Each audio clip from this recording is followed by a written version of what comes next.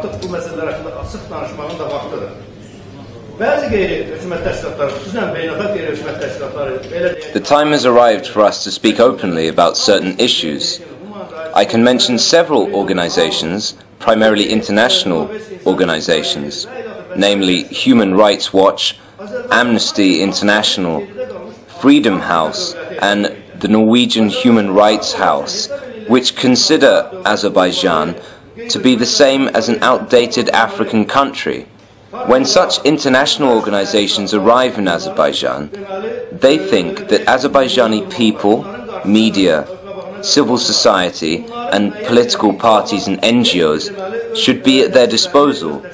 We should bend before them and should not express our own views and initiatives, but just listen to those INGOs tell us how we should be. It is time to explain them our real values. Look at the history. Several European states themselves were lagging well behind Azerbaijan for 10, 20, even 30 years, when Azerbaijan was a developed cultural country and there was simply no culture and values in those European states. But now, these European states see us as an African country. When we had opera in Azerbaijan in the early part of last century, those European countries did not. Azerbaijan has always been at the vanguard of not only the East, but among world states, and has contributed to the enrichment of world culture and art. We have 9 million people now, and there are very few countries in the world that could compete with us in the spheres of democratic development, politics, or behavior. But they now try to control us by calling us undemocratic.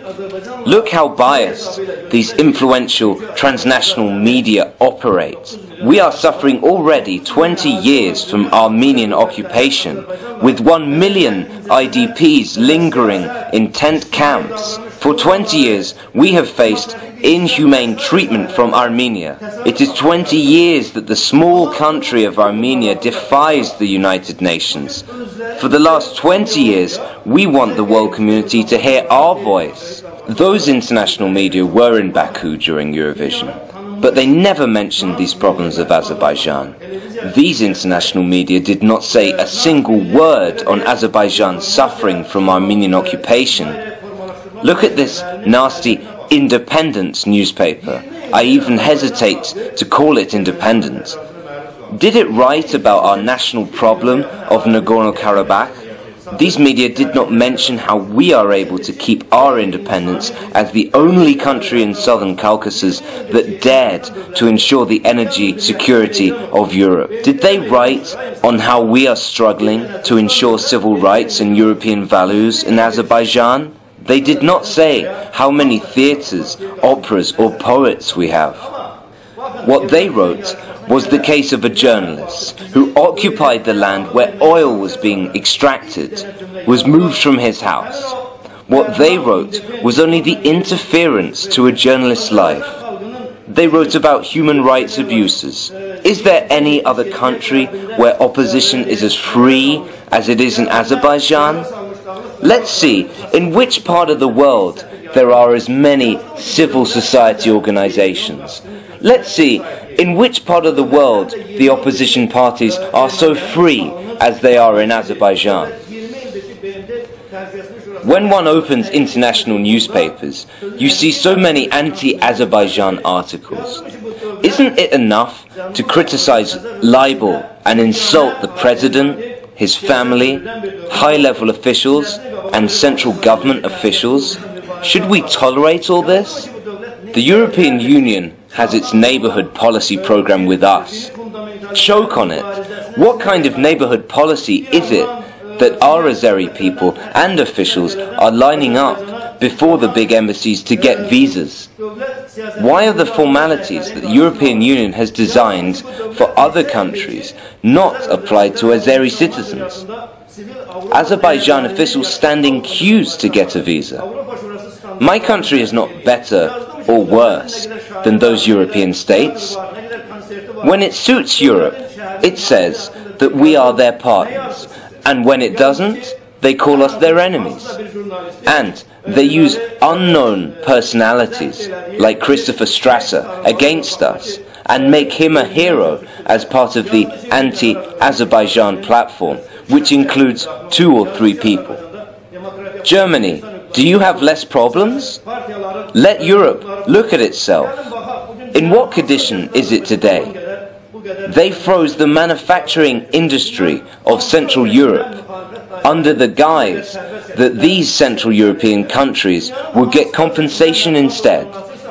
And now the European Union faces a crisis and compensation has been stopped, and the unemployment in Central European states has risen. Who is responsible for that? Who will now pay for the destroyed car-making factories or the television-making factories in Hungary? The developed states of Europe dismantled their economy. In what situation is Europe now? What can we learn from Europe? You know what Europe did in Africa.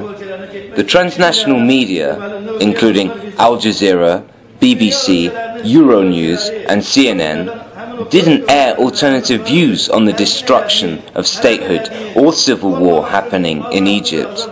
They only aired views that these people are dictators and do not pursue policies fitting to Europe.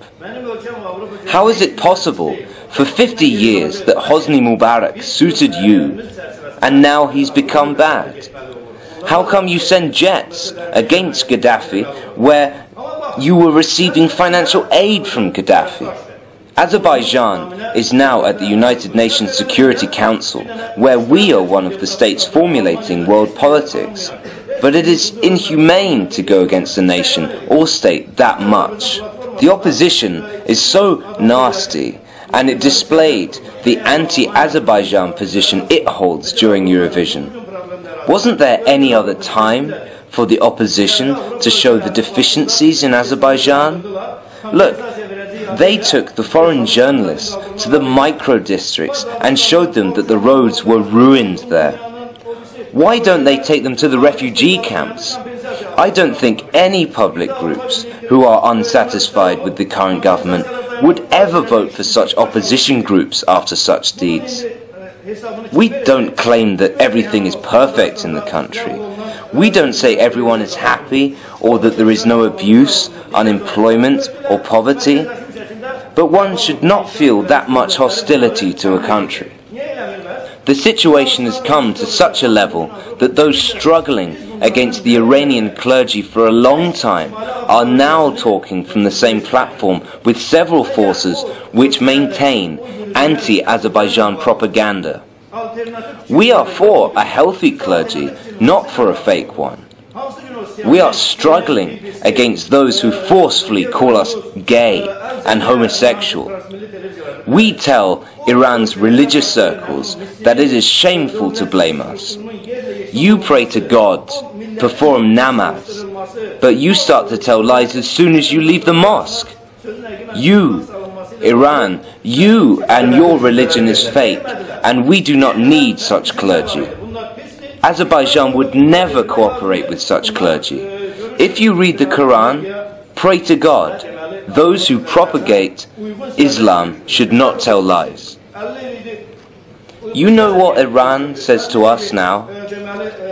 They say, we scared Azerbaijan, so the gay parade was cancelled. As if we were planning a gay parade.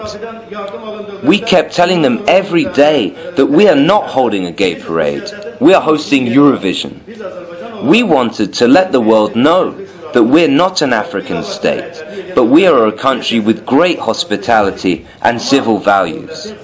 People are enjoying their time in the boulevard, and the opposition groups arrange public walking in the boulevard. Can there be such public walking?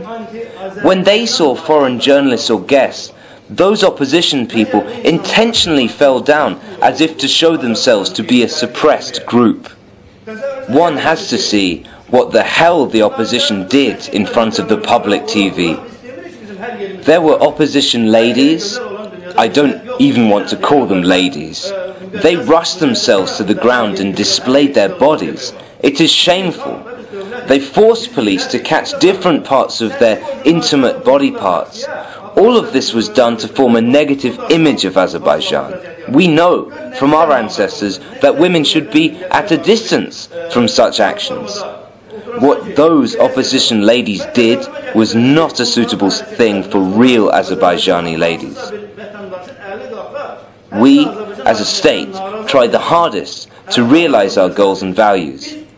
Journalists, human rights defenders, Human Rights House, and groups like these are well below our values, and they tried to teach us how we should be.